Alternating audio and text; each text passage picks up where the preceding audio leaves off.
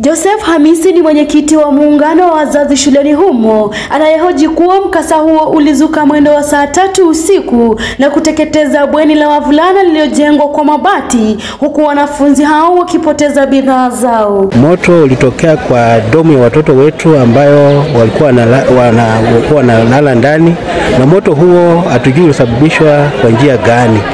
So kama wanakijiji tulisikia tu kelele, watoto wanapiga makelele, tukakimbia mahali hapo. Moto ulikuwa mkali, tukajaribu kuzima na maji, lakini ilichukua muda. Na katika hali hiyo watoto walipoteza vitu zao zote, mattresses ilichomeka, masanduku yote yamechomeka, hata vitabu zilikuwa ndani.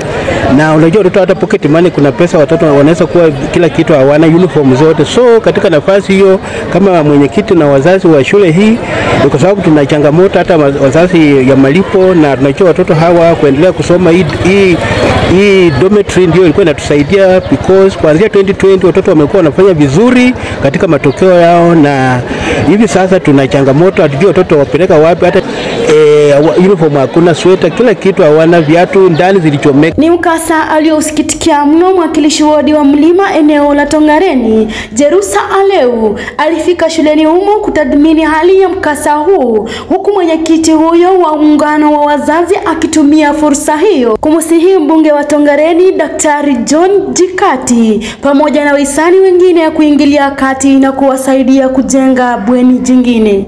Mimi nimepata kweli bweni ambalo lilikuwa limejengwa na mabati pande juu na chini imeweza kuchomeka lote chini, pamoja na masanduku ya watoto, malazi ya watoto, vitabu. Nimeshuhudia ya kwamba vimeweza kuchomeka vyote.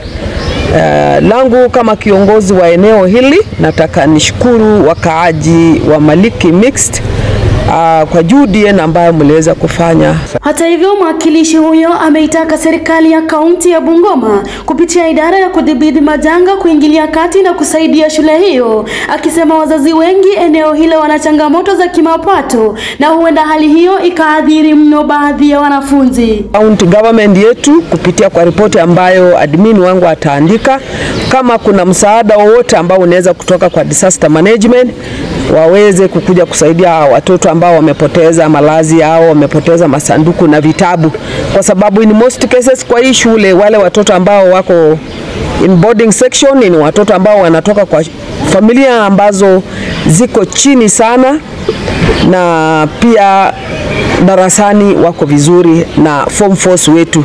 Kwa hivyo kama tunaweza kuwasaidia, nafikiri masomo yao haitakuwa disturbed. Tom Omeno na Collins Ochieng ni maafisa wa Wizara ya Elimu eneo hili waliofika shuleni humo, ila hawakutaka kuzungumzia tukio hilo hadi uchunguzi wa kubaini chanzo cha mkasa huo utakapokamilika. Visababishi vya moto shuleni ni pamoja na moto wa kukusudia unaochochewa na migogoro baina ya wanafunzi na usimamizi, itilafi za umeme kutokana na miundombinu duni, matumizi mabaya ya vifaa vya moto na uhaba wa vifaa vya kuzima moto. Nikiripotia mtazamo wa Dira ya Runinga ya Tandao, jina langu ni Faith Nyongesa.